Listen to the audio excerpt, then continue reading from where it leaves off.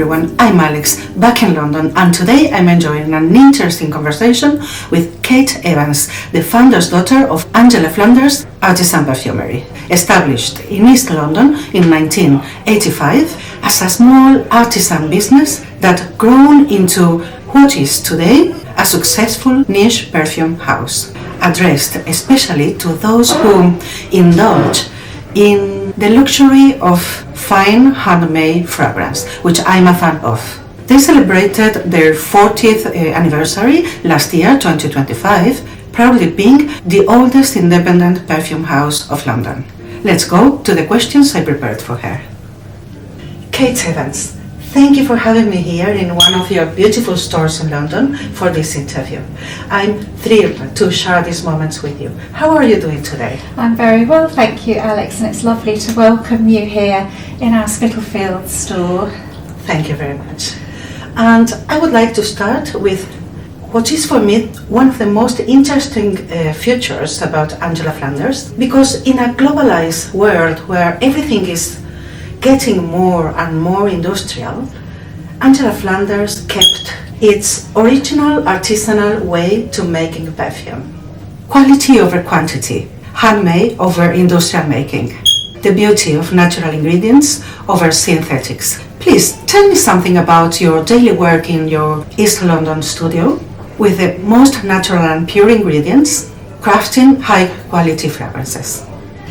So we started in a very small way, making for our shop in Columbia Road and keeping many of our ingredients in as they came to us, and then blending throughout the year as we needed different things, rather than doing great big batches or trying to forecast.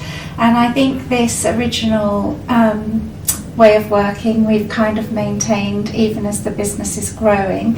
We still continue to make small batches of each fragrance. Beautiful. And we do that kind of throughout the year as we need them to replenish. Yes, and actually right now Oscar showed me a limited edition of a mix that you made with Moroccan rose, with amber. Yes. And it's really velvety, very sweet, like honey sweet. Yes. It's really beautiful. This one. The amber noir, very nice. Yes, amazing. Yes. So sometimes we will do just a little batch, just a short edition, and we don't always repeat that. About how many bottles do you think? Maybe once a year. I don't know, 50 bottles most. Wow, okay. So quite small. And then we'll be finished. Then it will be finished. This beautiful, you know? Because we don't want everybody smells like us. Yes, so I like this. Yes. I have a background in history and archaeology, and so I really love how the brand is inspired by the history of perfume and particularly resembles somehow the Victorian aesthetics. Storytelling is something I sometimes doubt about because hundreds of new brands just create fiction stories as a marketing strategy. However, I personally find FLANDERS very authentic, a house with an actual soul. I love the concept, the bottles, and of course these beautiful stores. How the idea of this inspiration began? So, Alex, the aesthetic of our brand really begins, I think, with finding our original shop in Columbia Road, which Angela fell in love with. Behind all the kind of pegboard and interior was the original Victorian interior of the shop. And she had a great interest had studied interior design, and so she started to restore this and create a lovely setting. Originally we started more with home fragrance, potpourris, and so this is how the business originally started. And she had a great interest. She was very inspired by historical things. She'd trained as a costume designer. She'd worked on many period costume pieces, so always researching the 18th century or Victorian times. And so she was very interested in history, and as she began to get interested in fragrance, the history of fragrance, the history of the ingredients. And so I think this has always given us this kind of slightly kind of more heritage kind of style or feel, using some ingredients and things that are quite long established, quite timeless notes still used today. I think it's grown over many years. You know, we started 40 years ago. We just celebrated our 40th year. And so this was just authentically her style, how she saw it, what she wanted to do. And she didn't really ever look at what other people were doing. She just kind of did it in her way. And so if we make any changes, we make very small changes. We try to keep very true to the original concept that she started. The house owns two elegant and refined stores established in 1985 and 2012. Yeah. Tell me something about them. So Columbia Road is the original store, opened, as you say, in 1985. For those who don't know London so well, it's a very unique street in London. On Sundays it turns into a flower market, and it is the only flower market of this type in London. And so many people find us through coming to visit the flower market. And I think in a way this provides an inspiration for some of the fragrances, the seasonality through the year. Our Spitalfields location is a little bit closer to Liverpool Street and the City of London, but again a very historic area of London, with many beautiful 18th century houses where the Huguenot silk weavers came to this country. They settled in this area and they wove their silk, and they were merchants. It's a very creative part of London, and the Spitalfields fruit and vegetable market used to be here. So there's a lot of lovely old buildings and a real sense of history in the streets. I understand that you took over the business in 2017, following your mother's legacy, and crafted a series of perfumes for the new collection, the Atelier collection, that has much to do with textiles translated into perfumes. And Kate, what was your first creation as a perfumer for the brand? So my first creation was Lawn, which sits in a new collection for us. I call it the Atelier collection. As we were talking about Angela's original training in costume design, as a child I grew up always with fabrics around textiles and being taught about textiles. So it's very much a family connection. And also the Spitalfields area again with the silk weaving connection. So Lawn is a very, very fine cotton fabric, so it's named for that. So it's it is fresh, very fresh, very green. So it has a beautiful note that's galbanum, which is in the top, which is this very dewy green freshness. And then it will soften down and become a little bit more warmer. It has some bergamot, lemon, tuberose, jasmine in the heart, and a slightly deeper base. I was also given a lovely poem that was written about going into the garden very early morning, walking on the grass that still has the dew, and then as the sun comes out, it dries off and the flowers begin to kind of smell, and the sunny... It's like a wet grass. Yes, a kind of wet grass idea. So the composition really was the two inspirations together, the idea of this freshness, this lovely fine cotton, but also this idea of very kind of early morning freshness that can kind of take you through the day. So very pleasant and green and fresh. I like it. And then I think in 2019 Yeah. you launched another one. Which one is it? So the second in the series, Taffeta, is more inspired by an iris note.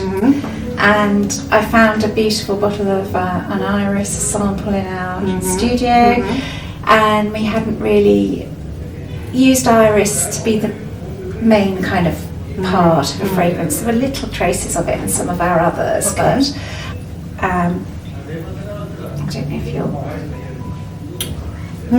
So delicate. It's a very delicate note to work with. I like it, yes. I found it very elegant.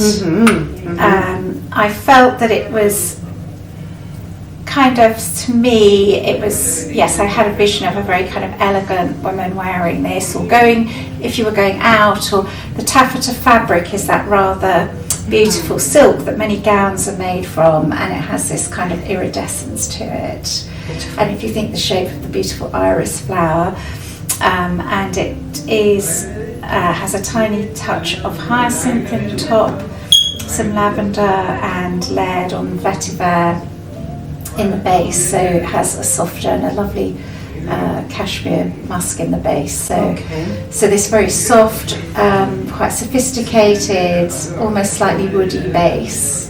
I love it. And where's taffeta, the name comes from? So the taffeta is a silk, and it has quite a structured, it's quite a stiff fabric. If you think of the lovely 1950s gowns with the very narrow waist and the big skirts, and it has very often iridescence. So it looks one colour from one direction. You have this two colours woven together in the fabric, so you have this lovely iridescence in the fabric. I understand. Yes, when it moves. So yes, beautiful. Make me think about something like this. Yes. Sometimes for me, this is a little bit more. I was thinking it's like dusk. It's like dusk at the end of the day, powdery. Yes, very powdery. A little bit mysterious. You know, you're going out. Maybe you don't know what the evening will bring. Yes, it makes sense. You had an intimate and very special relationship with your mother, Angela Flanders, and I guess you learned from her the artistry of perfumes. I'd love to hear from you some beautiful scent-filled memories on your childhood and how they shaped your creative path and make you decide to follow your mother's footsteps. So Angela and I were very close, and growing up I have many memories of us making lots of things together, certainly of gathering. She always had a love of plants, gardens, of making things. So not only her making clothing and things, but we would make potpourris and things. We would cut the flowers, we would dry things and make many things. So this is a lovely memory from early days, always creating things together. When you decided to become a perfumer like her? As she went on her perfume journey and became more fascinated with fragrance, she shared that with me, and so, you know, as she discovered a new ingredient or worked on something new, she was always showing me and asking me, or we would work on some things together, just as in a way when we were in my childhood making different things. So I felt very close to what she was learning, and she was showing me as she developed her skills as a perfumer. Kate, do you have a signature accord or any favorite note you like more to play with? So I think, Alex, in a way, every perfume is like a new journey. Every idea or fragrance I work on, I feel like I'm starting a fresh page with the idea. Having said that, people do say that they feel the perfumes have a certain style to them. So I don't know if that's so much a particular accord, because each composition I've made has a very different set of ingredients. I do like trying to play with some contrasts.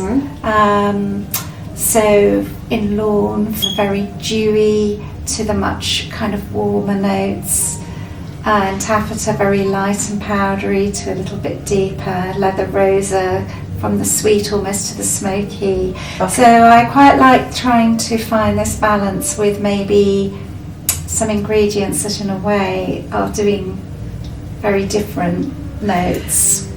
Yes, I think it's quite different when you are working with natural ingredients, basically natural ingredients and not too many synthetics. Yeah. I think it's more creative actually, always experimenting with natural products. We and work obviously with both, where we can use naturals. We have always done so. Okay. But then sometimes naturals can obviously change with one intake, one batch to another. Yes, they change a lot. That can change things slightly. Yes. Some of our naturals, so for example our patchouli, we will keep that, we will age that before we work with it. Yes. And we notice the difference. That brings a slightly softer, more mellow note than sometimes patchouli can be perceived to be. Yes, this is even maybe a bit challenging comparing with synthetics that are always the same, are very stable, but natural, they change according with the batch, according with, I don't know. Can be many influences. It can be the crop, it can be the weather in the region, or where the original essential oil has been harvested from or made from. That can have a dynamic, that can have a change. Obviously the synthetics do give us that stability, and they also give us consistency maybe with some of the floral notes.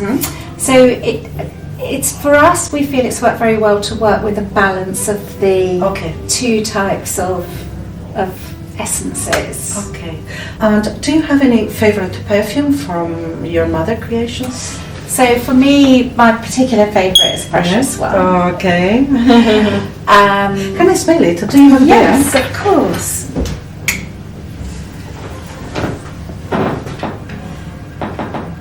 The bottles are so beautiful.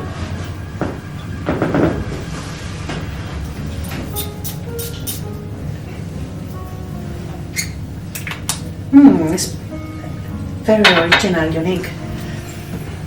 It doesn't make me remember to anything else I know.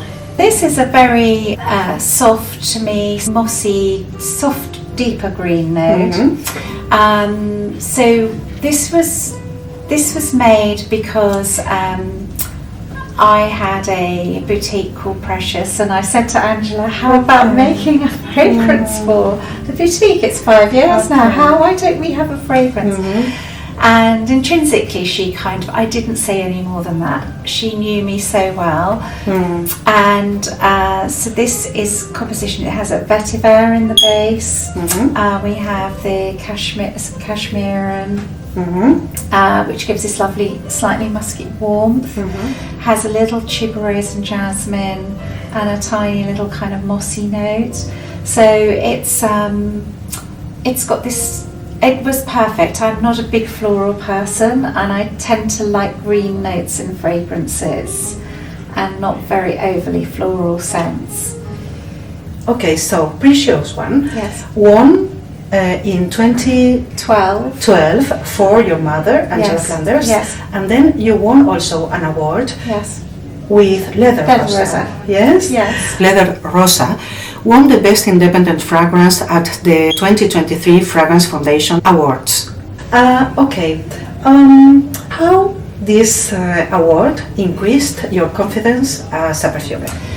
So, as you've mentioned, Alex, Angela had been honoured with winning Best Independent Fragrance with Precious One. So that's a very special fragrance to us for many reasons. And then as I began to create new fragrances for the house, my third fragrance, which is Leather Rosa, we were honoured with the same award 2023. And it was a very special moment. I think I felt very proud of everything that Angela had created and that I had been continuing.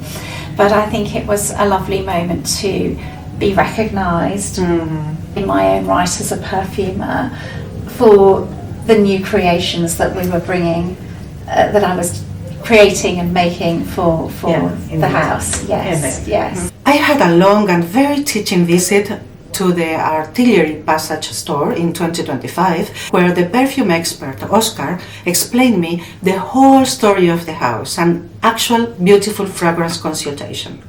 It was during the event for the launch of an exquisite perfume, Shanton Dream, a delicious concoction of white flowers, sweet orange, fig, and a smooth base of powdery vanilla and sandalwood. This one was the hook for me to pay attention to the brand. Tell me something about Shanton Dream. So, Shanton Dream is the most recent release last year. I love it. So again, it's named for a silk, a different kind of silk. Very Shantan.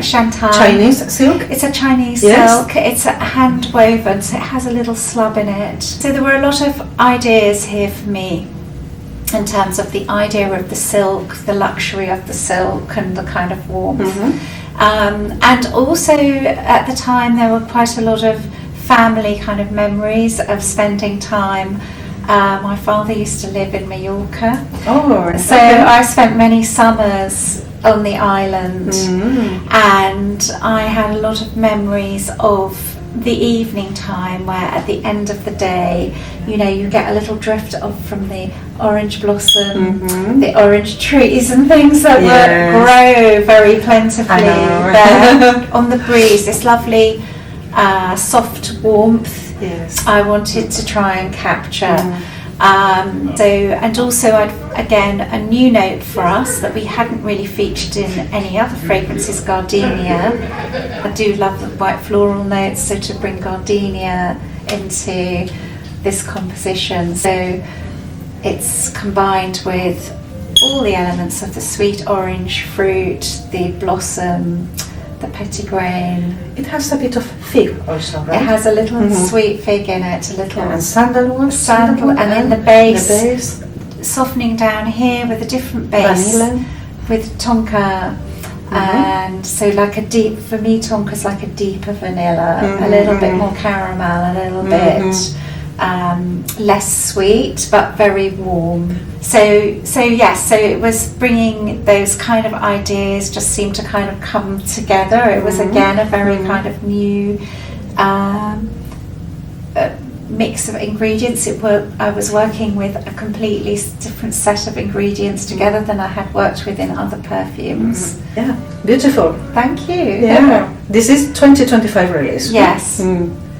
Now going to a more general topic.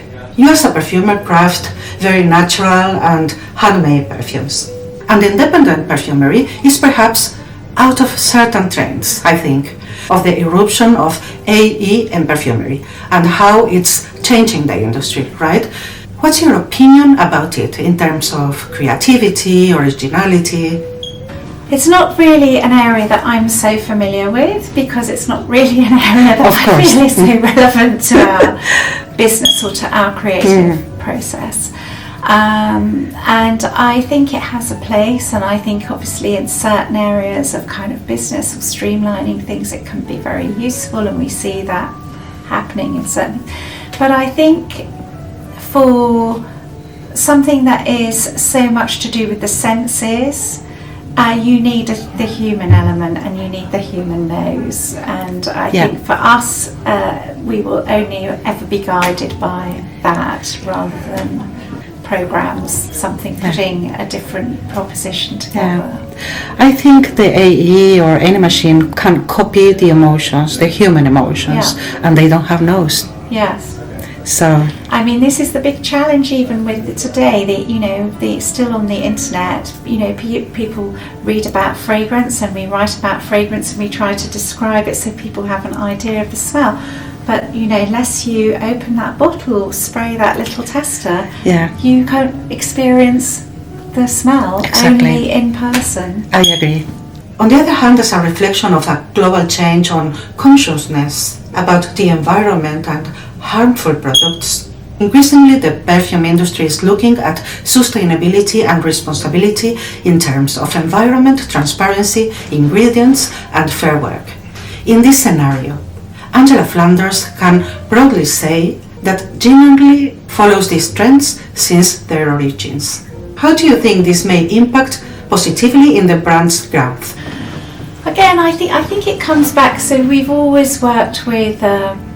We work very closely with our fragrance house, which we have done for many years now, and this has always made sure that we can, source good ingredients, that we can know where the ingredients are coming from, that we have that kind of consistency. And again, I think it kind of goes back. People are now coming back a little bit to where we've always been, and that we like to make smaller batches as we need. We don't want to kind of have waste of things, so that we can be flexible and we can make what is needed, and just to kind of continue to do that throughout the year. Scale it up a bit when times are needed to scale it up, or scale it down a bit if that's the case on certain fragrances and newer things are coming through in our collection. So I think it's just staying in that kind of artisan process of making, where we do things in quite a thoughtful way, and we always have done, and we try to not to have too many processes, not to have too many extra packagings or other things around the product that we don't really feel we need to have. Okay, let's talk about fragrances and emotions, because I love this relationship, how fragrances affects emotions and relationships even. What do you think about it? What's more relevant for you in a fragrance? So I think it comes down to how it makes you feel when you wear a fragrance. So I think I will in general have 2 or 3 that I will wear, and I may have one that I'll go back to. That will be the thing that I feel is my comfort on days when you need that. There might be something I might wear a bit bolder if I'm going out, or again, I like changing fragrance seasonally. So in winter I prefer perhaps warmer notes. In summer I want something a little bit lighter, or certainly fresher. So I think the first, you must be guided by how does it make you feel. Do you have a connection with the fragrance? Does it say something to you? And other products incorporated to the house? So as I said, we started really from the home fragrance side, with the potpourris and the burning oils and candles originally. So we still make our own candles, diffusers, room sprays, which remain a kind of core part of our history and our story. And then obviously our fragrance really developed, and so we really are more about perfume now and fragrance, but we still have a lovely selection of candles, some in similar perfumes to your perfume, not all of them. Some of them are different compositions. So yeah. Beautiful. Yeah, I've been smelling with Oscar some, and they are really, really amazing, stunning. Okay. There are 2 Angela Flanders stores. The first open in Columbia Road, Flower Market, and the other one in Artillery Passage, this one. Since more recently, Angela Flanders is available also in Fortnum & Mason and other stores, I think. Could you please tell me, where else can we find your perfumes? So that is, for the moment, you can find them online with us, and we can send internationally. So we can send certainly to EU countries, to America still. We have our 2 stores in London, and we have a selection, the Atelier collection and the Collection Noir in Fortnum & Mason, and that is really the main points of sale at the moment.